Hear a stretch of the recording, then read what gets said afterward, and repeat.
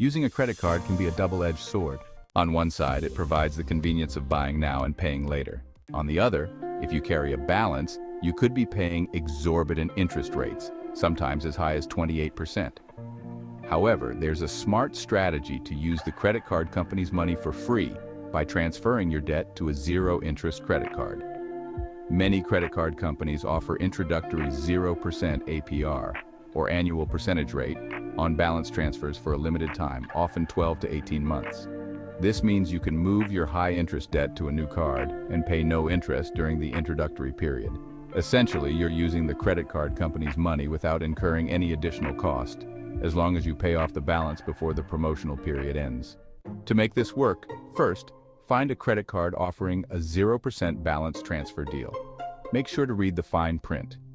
Some cards charge a balance transfer fee, usually around 3% of the transferred amount, but this can still be worth it compared to the interest you'd otherwise pay. Next, calculate a payment plan to ensure you can pay off the debt within the interest-free period. This approach can be a powerful tool to eliminate debt faster without being burdened by high interest rates. Just be disciplined with your payments, and you'll effectively be using the credit card company's money for free. I use this strategy all the time and love using their money for free.